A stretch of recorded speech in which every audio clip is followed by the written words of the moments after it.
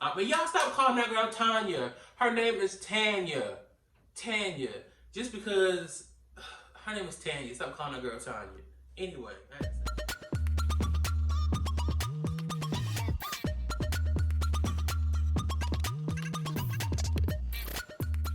What it do? What it do? Welcome back, boo boo.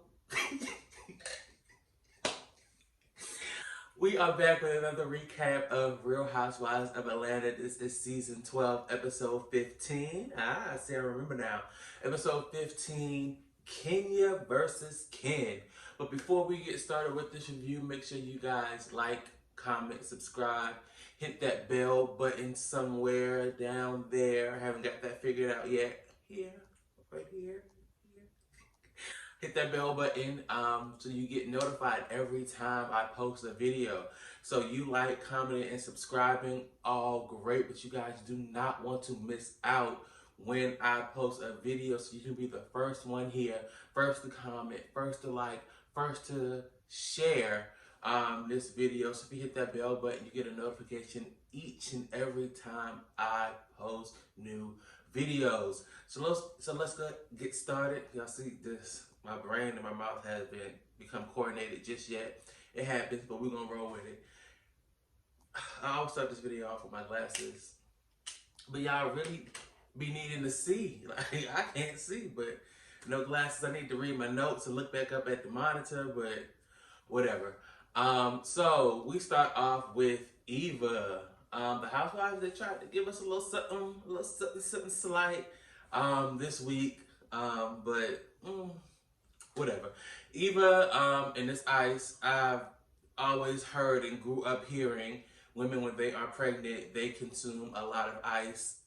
I don't know the reason why. I'm thinking it has something to do with iron. That's what I hear about ice. I don't know if it's the same thing as pregnant women. I don't know, but she crunching on the ice. It was funny. It made her seem like so much more relatable. Like, she does everyday things that other women do that I have experienced that were pregnant. And Eva is a very beautiful pregnant woman, like beautiful regardless whether she's pregnant or not, but she carries her pregnancies very well. So shout out to her for that. But was I the only one confused? Like, where was Mike and the kids? She was she was telling Mike, you know, oh, let me see the kids, let me see Mikey, let me see Marley Ray, and asking was he gonna get her dressed today? Like, where are they? Like, you seem to be on this modified bed rest at home. Where are they? I was so confused. Like, is she in a modified bed rest in an inpatient facility? Like, I was so confused. I'm like, why aren't they together? But anyway, so we get to the other Mike Hill and Cynthia Bailey. The chill. That was cool, right?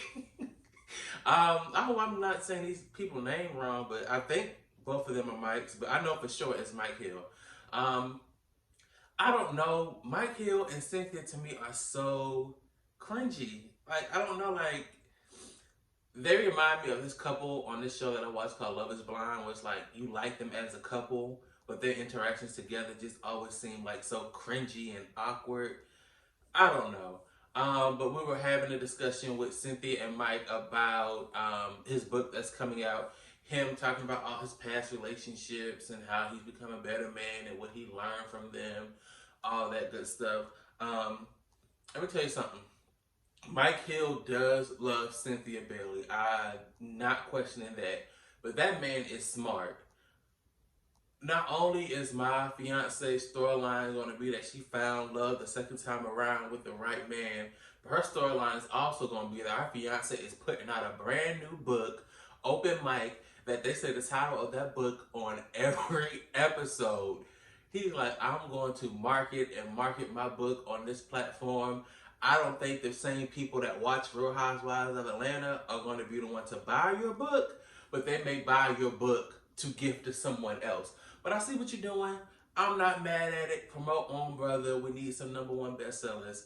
But Mike Hill, I see what I see what you're doing. But we're talking about their relationship, and we get to the conversation about them learning how to argue. Now, Cynthia, you were a little dramatic in your example, storming out and like leaving. I'm like, this is awkward. But anyway, leaving for real. But I agree. I think one, Cynthia gives herself too much credit for being like this sweet. I know how to argue. I don't get mad. I don't hit below the belt person. Um, and I think Mike Hill is still sensitive about his past. I don't believe, this is my opinion, I don't believe that Mike is as comfortable with his past as he wants us to believe that he is. Which I get. You know, you've been married and divorced, I want to say 3 times. I believe Cynthia is either his third or fourth wife. Um, you had children with these women. You said you cheated in every relationship that you've been in. Um, but I don't think he's in a. I think he's in a better place where he can write this book and talk about it freely, learn from it, grow from it. But I don't think he is as comfortable about his infidelity or his past as he tries to make it. And I say that because it seems like every time his past is brought up or he brings it up, or we're having a conversation about it, he gets a little defensive.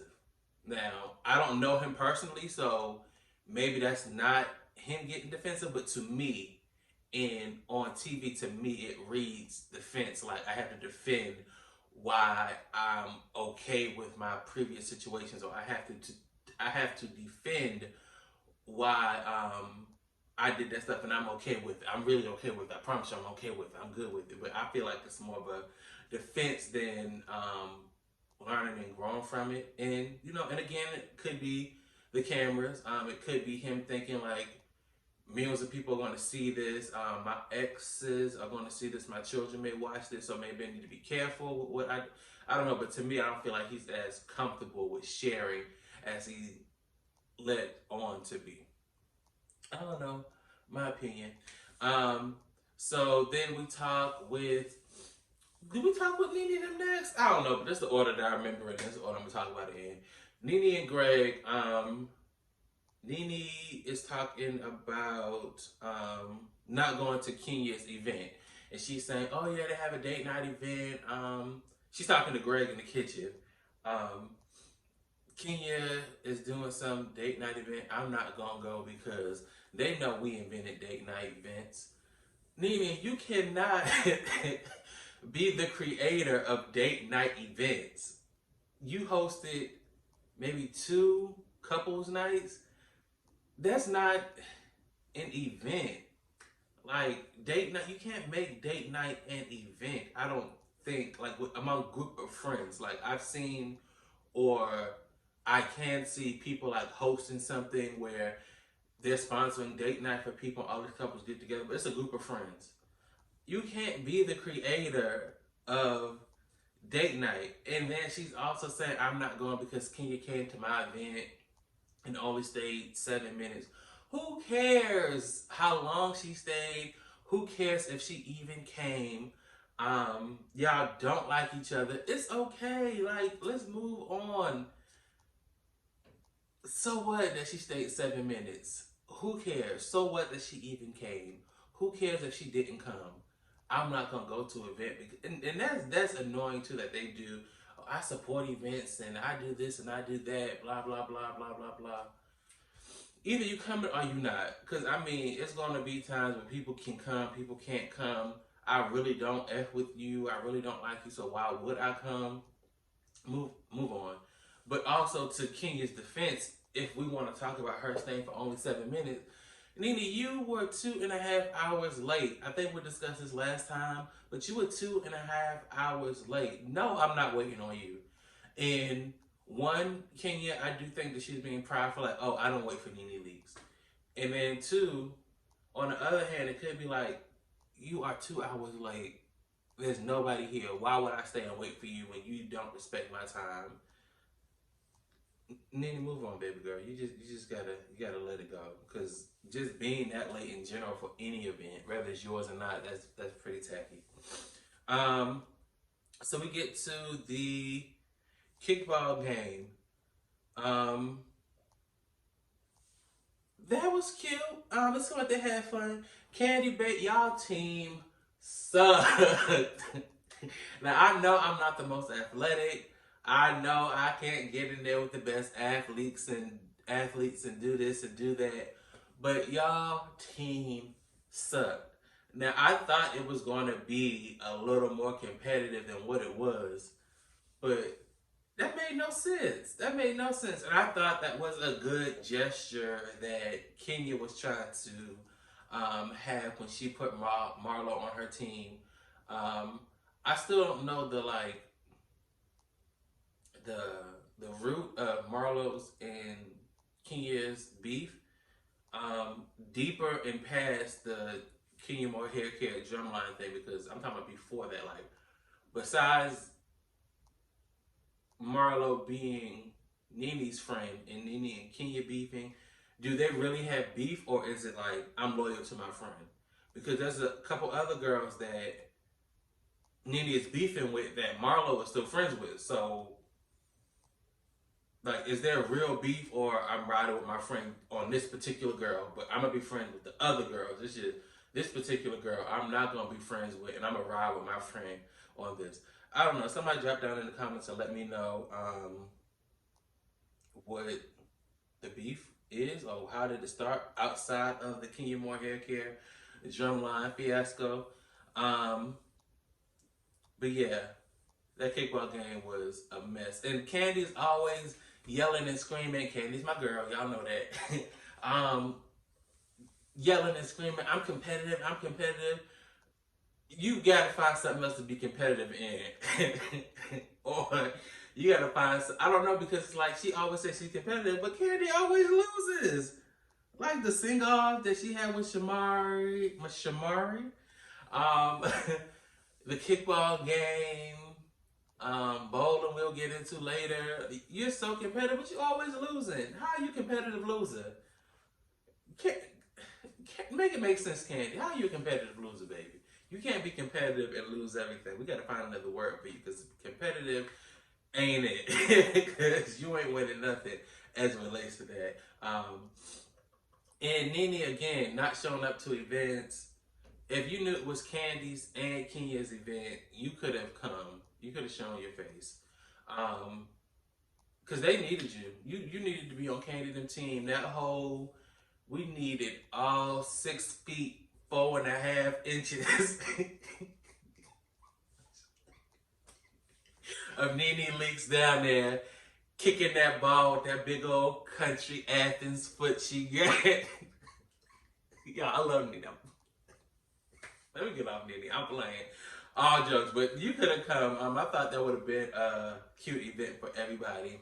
And then we start hearing the girls playing for the trip for Greece, which is very interesting. I'm more interested in the lead up to Greece than the actual trip, because if you guys have been following any blogs or any of the rumor mills on social media, Kenya and Marc separated right before the trip. So I want to see the build up to that and conversations around that more so than I'm excited about the Greece trip. So that's just me, you know. We get to see Marc and Kenya again. They take little Brooklyn. I say this every time Brooklyn is on the screen. Y'all gonna get tired of me. I'm so sorry. But that is a gorgeous baby. She is gorgeous. Like, she has so much personality in her face. She's always happy and smiling, and she is Kenya Moore and Marc Daly made a beautiful child. That girl is gorgeous. She's a beautiful baby. Y'all get tired of me saying that, but every week that we see Brooklyn smiling and giggling and trying to walk or doing something, I'm gonna have to shout her out. She's a gorgeous girl. All the kids on Housewives are, you know, pretty and gorgeous and handsome babies, but that is a gorgeous little girl. In that pool, I was just like, I take notes during the episode. I was just looking at her, just smiling, like, that is just so pretty. Like, it really, really filled my heart, like, watching her in that pool, and Kenya watching Marc and Brooklyn in the pool, like, thinking about full circle, like how she wanted all this. Whether people say Kenya's relationship is fake, I've said it before, so whether we have said Kenya's and Marc relationship is fake or not, just her watching them and that interaction, that really filled my heart. That was a beautiful scene with her and Marc. And them getting ready and talking about the event. Um, Let me say this real quick about Marc. I don't think that Marc is a bad guy. Now, y'all might get me in the comments. Y'all may have a difference of opinion. I think that he has a strong personality. I believe his personality is a little overbearing. Um, he does present to be mean, but I don't think if that makes sense. But I don't think that he is a mean person. Like I don't think he's nasty to Kenya. Just watching him interact with different people. Um, Not saying that these are good personality traits, but he naturally cuts everybody off. He naturally dominates every conversation. He's naturally always has something to say and always says something. But I don't think that he is a bad guy or a mean guy. I think it's just so weird to see someone shut Kenya down, and we try to have these ideas of what a relationship should look like, what a relationship should be, and we paint him out to be a bad guy, get a bad rep. And also the press leading up to the season, we're looking for signs of him being mean because of them separating or her crying because she's having like difficulties adjusting to marriage. I think that's more so what it is. Kenya is a strong personality. Kenya is a strong woman. This is no slight to her. She's strong personality, strong woman. And to see a man be able to check her, we classify him as mean, but you have to be, not saying that women should be checked in relationships, but if you want to have control of your household or control of your mate, maybe control is the wrong word to use, but y'all know what I'm trying to say. Don't look too deep into it. You have to, your personality has to be a little bit stronger than that person. And Kenya has a strong personality, so she needs somebody that a personality that's a little bit stronger than her. And I feel like we get into this, or we are in this culture where men can't, for lack of better words, check their wives, or men can't be too overbearing or too controlling. That we make it look like it's a bad thing. I don't think it's a bad thing. I think that he's a cool guy. I think that he is married to someone with a very strong personality, that has been used to being independent all of her life, and he has to have a stronger personality to balance that out. I don't know. That's just me. I look at relationships differently than people do too. So I don't think that he's controlling her or doing anything outside of what he normally does that he normally does with other people. So yeah, I don't know. I don't think he's a bad guy, but that's just me. I don't know. But we get to the bowling event, the couple night. Everybody shows up. Baby, Portia Williams is built like a stallion, baby. That thing is like, I just don't understand like how other men are comfortable around her with their wives. Because it's like you can't help but look. And not saying that she should dress any differently, or her body is her body, whatever. And it's a banging body even after her baby. Portia still has a nice shape, has always had a nice shape. But it's like you can't help but to look at her, but your wife is right here. So it's just like, you can't, it's no way that a straight man or any person, period, can see Portia shaped like that and dressed like that and not look at her. So I know the men will probably be like, hey Portia, how you doing? Like, where do I look?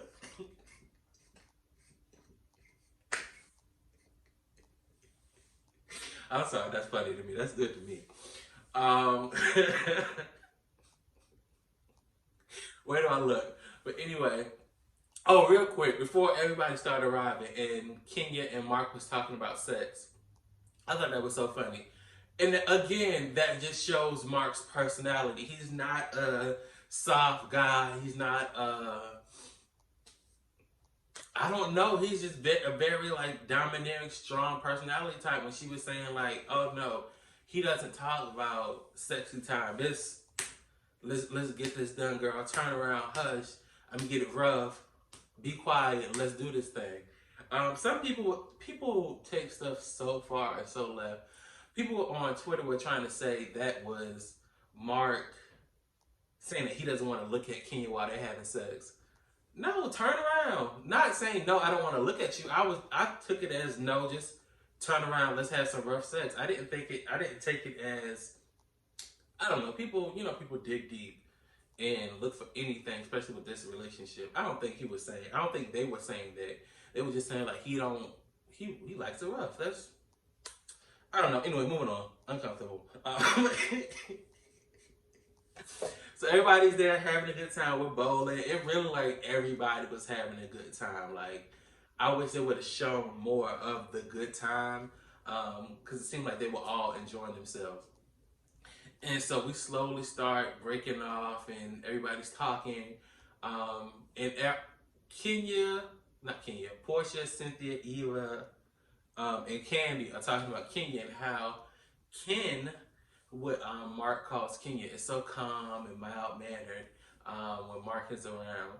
And then Kenya comes strolling up, and then she's like, "What y'all talking about?" Cynthia said, "You." You. We talking about you. We talking about you, Ken, and how you so soft when your husband around. But we also get into the conversation a little bit about her not inviting Tanya.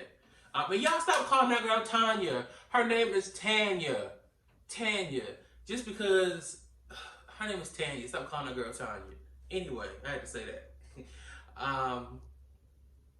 We talk about Tanya not being invited, and Portia, her and Tanya are truly friends, and she's just like, "No, you calling my friend cunt is unfortunate, and that's probably why she's not here. And you could have invited her because your husband said that everybody was invited.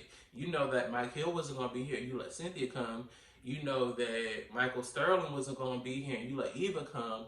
So why would you not let Tanya come? Like, this is not even that deep." And Kenya's trying to tell Portia, don't stick your nose where it doesn't belong. Don't get in nobody else's business. That's between her and Tanya.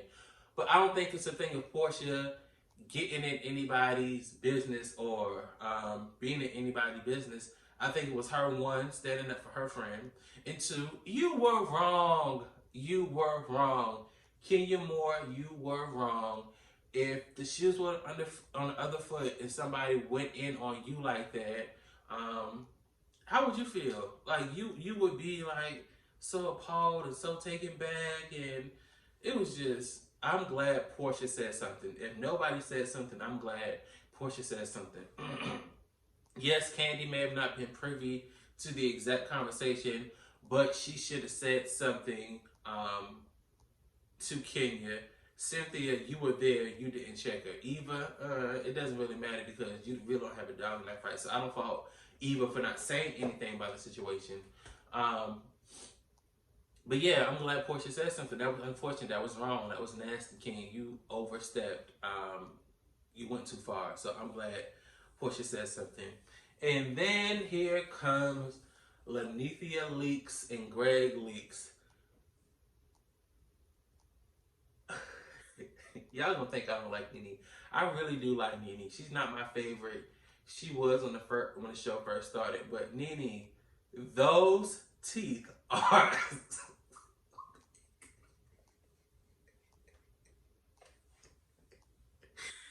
Nene, those teeth are so big.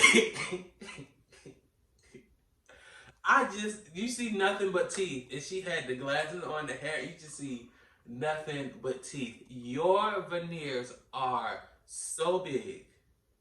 So big. I was talking to my husband and we was watching. That's all I kept saying was, Nene's teeth are so big. Why are her teeth so big? Nene's teeth are so big. Why? That's all I kept saying the whole scene. Like, I had to rewatch the scene in order to talk about it because I was just so captivated by her teeth. They are so big. So big. But I thought that energy that Nene was giving was so fake. Like,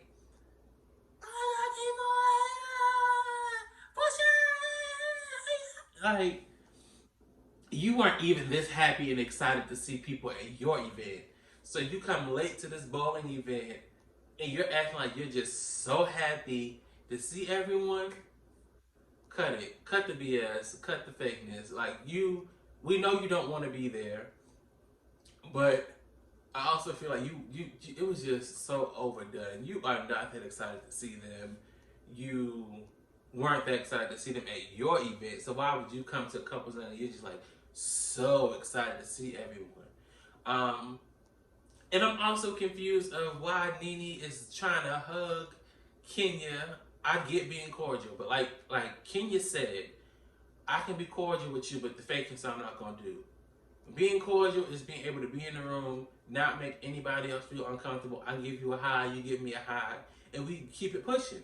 Just like Kenya gave her, hey Nene, hey Greg, gave Greg a hug, hey Nene.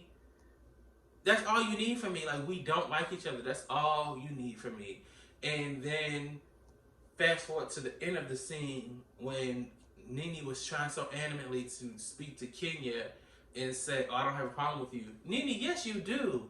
That's also my issue with what Nene does on the show. She creates this big issue of, I have a problem with you, I have a problem with you. And then you say, oh, I don't have a problem with you. You may have let it go with your life coach as y'all sit on the couch and drink Tito's and lemonade together. But just because you decided you're in a good place and you want to let all that anger go and now, oh, I don't have a problem with you. You do, because in my pregnancy, you called me a buffalo. No, you told me I was giving birth to a buffalo. You called me big. You called me all these nasty names. You do this press tour about how nasty and evil I am. And then you want to see me and say, oh, we don't have a problem. Yes, we do. Now, we can sit down and eventually talk through it, and then we won't have a problem. But right now, yes, we have a problem. So I just thought that was fake with Nene. Greg is Greg is Greg. He wants to make sure that everybody's, good and make sure that his wife is invited to the little fundraiser before he can say, yes, which he should have done, make sure that his wife was invited. And Kenya just being so submissive to Marc when Marc was like, no, we good, like, we good, like, they good, we good. But Portia always is a mood. That whole time she back there watching, like, oh, he checking her. Oh, yeah. Kenya was on hush, and she was quiet and very submissive in that whole interaction, that whole exchange. Before she was a whole mood back there. This video is getting long, so I'm going to wrap it up. That is Real Housewives recap. Season 12, episode 15, Kenya versus Ken. Make sure you guys like, comment, subscribe. Please, please, please share this video, like this video. And I will see you guys next time. You have a good one. Peace.